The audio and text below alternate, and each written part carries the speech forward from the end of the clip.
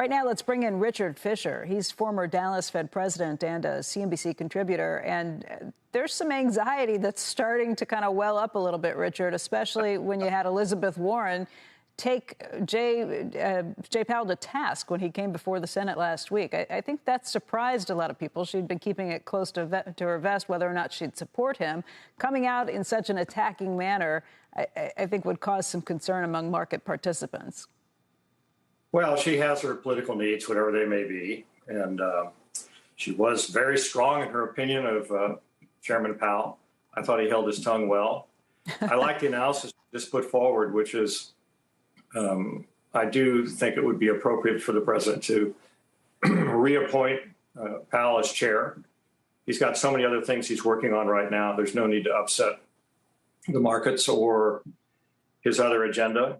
And then, of course, Governor Brainerd, who's very capable, is a likely natural replacement. She's already on the Committee on Supervision and Regulation. She's also been on the committee, by the way. She chairs the committee that oversees the Federal Reserve banks. And so I think that's also been an interesting part of her portfolio. What I've been inside, I've been supervised by that chair. In my day was Jay Powell, and they go through the Federal Reserve Bank operations with a fine-tooth comb and also the behavior of the presidents and so on. So I think that would be a natural, proper assortment.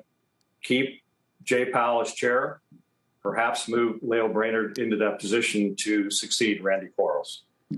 Richard, you know this very well, this whole dance and everything that happens through this. There's just this need for the Federal Reserve to not feel like it's politicized, to not be put in the middle of things. We need it to operate independently in order to give markets confidence.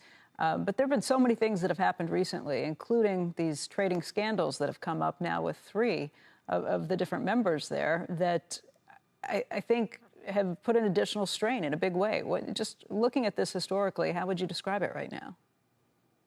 Well, again, there are rules. Apparently the rules were not violated, but there's also the issue of perception. And as you know, in Washington, perception becomes reality. So I think Powell has handled this properly. He's announced that they're going to look into this deeply. There's an IG investigation of these behaviors by a couple of Federal Reserve Bank presidents, including, of course, the biggest one, my successor. But again, you have to remember the way it works in the system. There is a committee at the board that goes into this every single year. So it wasn't just 2020. I think Governor Brainerd has chaired this committee for the last 4 years. So they would have seen red flags coming up through that committee. And I guess now they've just decided those rules need to be changed. And I think they're handling it properly. Look into it, find out what needs to be done to bring about change, that the old rules may not any longer apply. But I hate to see politics injected into the Fed, and I do not want to see it infect the Fed. And that's why I think it's important to just keep the status quo with the chair. It would look like politics have superseded the need for Federal Reserve Bank independence if indeed the president changes his mind about who should be the chair.